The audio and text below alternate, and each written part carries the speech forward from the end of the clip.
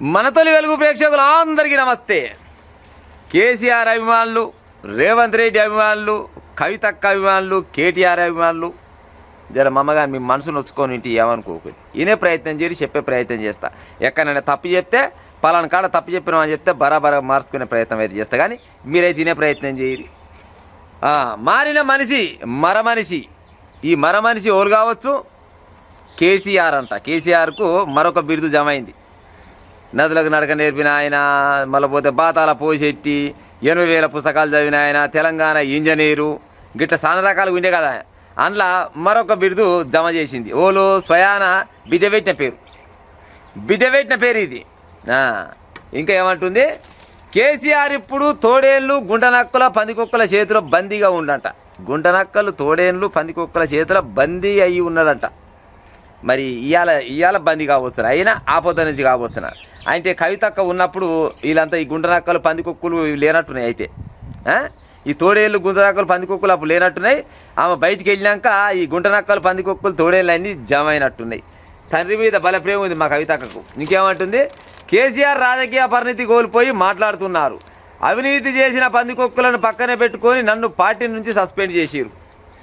ఏ ముహూర్తాన suspend చేసిండు ఏమో కానీ సస్పెండ్ చేసిన కానించి ఇప్పటిదాకా ఒక్కనాడన ఉత్తగూకల మా అక్క పాడాయి.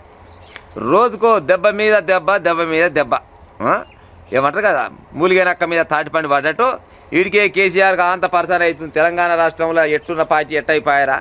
10 సంవత్సరాలు మొత్తం కలకలలాడిన పార్టీ జర్ర నేను పోయి పామౌదుల 4 రోజులు ఎత్తిపోతల పథకం పెట్టుకున్న పాపానికి ఎంత పని అయ్యారని ఆయన బాధ ఆయనకుంటే ఈమె గడుకో గుండ్రా వేస్తుంది ఆయన మీద.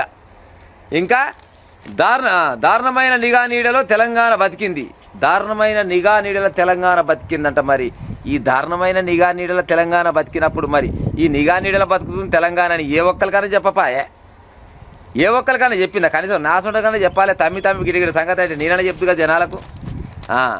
హైడ్రా పేరుతో ఇళ్లను కూల్చేస్తుంటే అయ్యా కేసీఆర్ అని ప్రజలు పిలుస్తున్నా కూడా సార్ బయటికి రాలేదు. హైడ్రా పేరుతోటి ఏడికాడికి మొత్తం ఇళ్ళని గులగొడుతుంటే, బిల్డింగ్లన్నీ గులగొడుతుంటే అయ్యా కేసీఆర్ రావాలని జనాలంతా అన్నా కానీ కేసీఆర్ మాత్రం బయటికి రాలేదు. అంటే కేసీఆర్కు జనాల మీద ప్రేమ లేదు. కేసీఆర్ ఒకప్పటి కేసీఆర్ కాదు. ప్రస్తుతానికి కేసీఆర్ మరమనిషి, ఉత్త మనిషి కాదు, ఆయన మరమనిషి అని చెప్తుంది.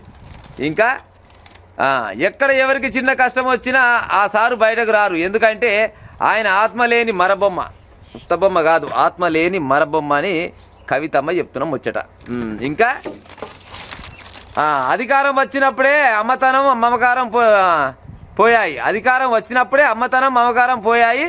అలనాటి పాలనలో భాగమైనందుకు సిగ్గుపడుతుందా? ఓ నీ కర్మ పాడైపోను. అలనాటి పాలనలో భాగమైనందుకంట సిగ్గుపడుతుందంట. మరి ఆ పాలనలో భాగమైనందుకు సిగ్గుపడుతున్నా కదా, మరి ఆ పాలన సంపాదన వెనకకి ఇస్తావా అక్క? ఇస్తావా? 10 ఏళ్ళు సంపాదించినావు, మరి ఆ పాలనలో భాగమైనందుకు సిగ్గుపడుతున్నావు. బాగానే తల ఉంచి సిగ్గుపడుతున్నావు. కానీ మరి ఆ పాలనలో సంపాదించిన సంపాదన మొత్తం వెనకకి ఇచ్చే ఉపాయం చేయరాదు? జనాలను బత్తరు. ఆ పాపం సొమ్ము ఎందుకు మరి ఇస్తుందా? వెనకకి ఇస్తుందా? ఇయ్యదు. ఎందుకు ఇస్తుంది? పాలన ఏది పాపం అయింది, తండ్రి పాపం అయినాడు, అన్న పాపం అయినాడు. కానీ వాళ్ళ పుణ్యం అంటే సంపాదించిన సంపాదన పాపం అయితే అది ఎట్టయితుంది? పశకు పాపం పుణ్యమే వరకు గయన్ని ఏముండయి. ఇంకా కాళేశ్వరం అవినీతి అని చెప్పినందుకే నా పైన సస్పెన్షను. కాళేశ్వరంలో అవినీతి జరిగిందని చెప్పినందుకు నాపై సస్పెన్షన్. బీఆర్ఎస్లో ఆత్మ పోయింది, అందుకే టీఆర్ఎస్ పెట్టాను. కాళేశ్వరంలో అవినీతి అక్రమాలు జరుగుతున్నాయని చెప్పినందుకే నన్ను బయటికి ఎత్తేసిరు. అంటే ఈమె గుర్తించింది అన్నట్టు. అందుకోసం నేను బయటికి మరి నిజం చెప్తే మరి నువ్వు స్థానిక మరి అలాగే ఏం చేస్తారు? మరి నువ్వు అలెమటే ఉండాలి, అలెమటి ఉండి తానా అంటే తందానా అంటే కవితక్క కూడా మంచిదాని అందరు. మరి నువ్వు ఎట్లా చెప్పినా మరి నిజాలు నడిసే కదా వాళ్ళకు. రాష్ట్రంలో కర్కోటక నియంత్రణ పరిపాలన, ముఖ్యమంత్రి పాలన, మెడకాయ మీద తలకాయ లేని బీజేపీ బానిస ఎంపీలు, 3.5 కోట్ల మందికి అమ్మనవుతా. అమ్మన కొడుక 3.5 కోట్ల మందికి అమ్మనవుతుందంట. అమ్మ అంటే ఎట్ట అవుతుండొచ్చు అమ్మ? నాకు అర్థం కాలే.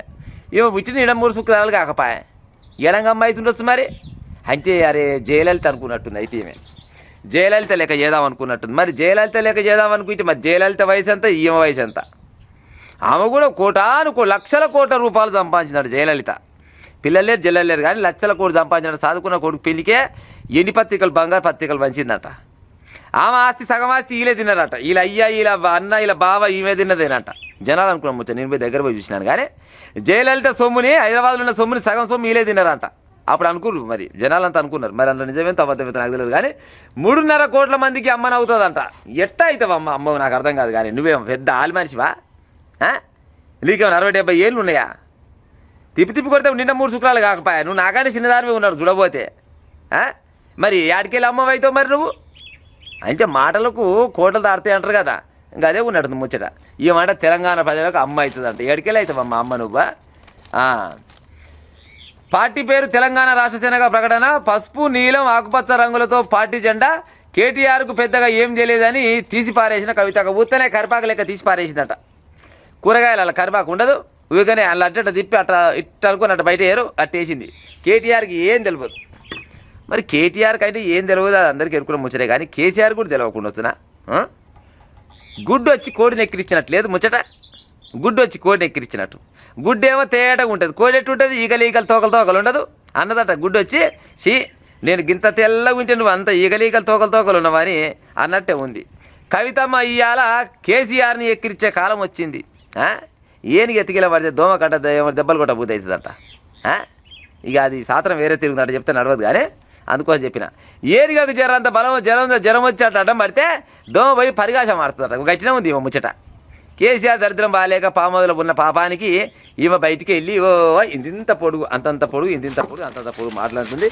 ఏ పేపర్లో చూసినా ఆమె ముచ్చటే. మారిన మరమనిషి మా అయ్య, ఆత్మ లేని మనిషి మా అయ్య. ఇంకా ఆ 10 ఏళ్లలో ఫోన్ మాట్లాడాలన్నా భయమేనంట. కేసీఆర్ వెళ్ళిన 10 సంవత్సరాలల్లా ఫోన్ మాట్లాడాలన్నా భయపడ్డదంట మా అక్క. అంటే ఫోన్లు మొత్తం ట్యాప్ కాలే, ఫోన్లు మొత్తం ట్యాప్ చేసిన ఉద్దేశంతో ఎవరితోటి ఫోన్ చేయాలన్నా కానీ భయంగా బతికిందంట. మరి భయంగా బతికే బదులు మా అసోంటి మీడియాకి చెప్తామా, మయ్య పరిపాలన పాడైపోయిన ఫోన్లు మొత్తం ట్యాప్ చేసిండని చెప్తే కాకపోయిందా? అప్పుడు చెప్పలేకపోయింది. ఎందుకంటే అప్పుడు అయ్యమ్మటి ఉంది కాబట్టి.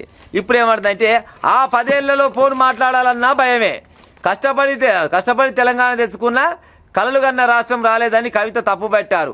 ఆ 5 ఏళ్ల ప్రభుత్వం ఎలా పనిచేయాలో అలా జరగలే. ఆ 10 ఏళ్లలో ప్రభుత్వం ఎలా పనిచేయాలో అలా జరగలేదని చెప్పడానికి బాధగా ఉందన్నారు. తెలంగాణ వస్తే బానిస సంఖ్యలు పోతాయని భావిస్తే రైతులకు బేడీలు వేశారు. ఇసుక దంద మీద ప్రేమతో దళితులపై లాఠీలు విరిగాయి.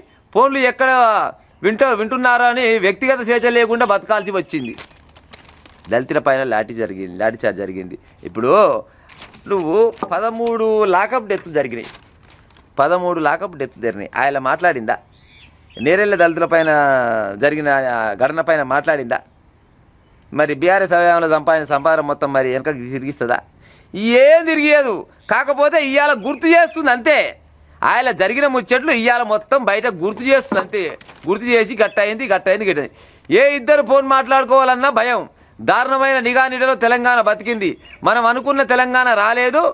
ఆనాడు పరిపాలించిన కుటుంబంలో భాగమైనందుకు సిగ్గుపడుతున్నా అని కవిత వ్యాఖ్యానించారు. తన తప్పులకు భాగస్వామ్యం ఉందంటూ కేవలం క్షమాపణ చెబితే సరిపోదని, వాటిని దిద్దుకోవడానికి కష్టపడి పనిచేయాలని, అందుకే తెలంగాణ రాష్ట్ర సేనగా వస్తున్నానని చెప్పారు. రాజకీయ పార్టీకి ఆత్మ అజెండా ఉండాలని, బీఆర్ఎస్ తెలంగాణ ఆత్మను కోల్పోయిందని, అందుకే తమ పార్టీ వచ్చిందని తెలిపారు. రాష్ట్రంలోని 3 కోట్ల మందికి అమ్మలాగా పరిణతి చెందాలని అనుకుంటున్నారని, అమ్మతనంతో ఆర్తితో పాలన ఈ అన్ని ముచ్చట చెప్తుంది. అమ్మతనం లేదు, ఏ తనం లేదు. ఏమనంటే ఇప్పుడు మీ కథ పేరు ముచ్చట అవుతుంది. కానీ ఎవరికి అమ్మ అవుతుంది, ఎట్ట అమ్మ అవుతుంది చెప్పురి. చేయాల్సిన పని అంతా చేస్తేవి, దోయాల్సిన రకంగా దోస్తిరి, దాచుకున్నంత జాగాలో దాచుకుంటుంది. ఈ రాష్ట్రంలో కాదు, ఈ దేశంలో కాదు, పక్క దేశాలలో కూడా బొచ్చడు పెట్టుబడులు పెడితే, బొచ్చడు హోటల్ లేనిది, రియల్ ఎస్టేట్ లేనిది, పబ్బు లేనిది, ఎన్నో రకాల దందలు చేస్తుంది. ఇవాళ నన్ను మన్నించురి, వాళ్ళ పరిపాలన భాగమైన పాపానికి నాకు సిగ్గు అనిపిస్తుంది, సిగ్గుతో తలనేల గుంస్తున్నా, ఇవన్నీ మాటలు మాట్లాడుతుంటివి. మరి వాళ్ళ పరిపాలన సంపాదన మొత్తం బయటకు తీసుకొచ్చి ఇస్తుండొచ్చునా? ఇయ్యే చేత కాదు. ఇస్తుండొచ్చునా? ఎట్టిస్తా చెప్పు, అది పైసలా? మాటలు చెప్తాను, మస్తు చెప్తారు. ఇంకా ఏమన్నది? కవిత పూరించిన పాంచజన్యం. ఇక తుంగు పట్టుకొని అని ఊతా ఉన్నది. ఇవన్నీ చివరికి వస్తారకల్లా అయ్యే చేతిలో పెడతాను తప్పితే ఏమనుందా చెప్పురి. ఇంకో ముచ్చట ఏంటంటే, ఈమె ఇన్ని రకాలుగా మాట్లాడుతున్నా కూడా వీళ్ళ అయ్య కానీ అన్న కానీ బావ కానీ ఏడనన్నా మరి గిట్టెందుకు అంటున్నావు కవిత అని వాళ్ళు బయటకు వచ్చిన అరులా రాలే. ఎందుకు రాలేదంటే ఈ అంతర్గతంగా వీళ్ళంతా ఒకటే.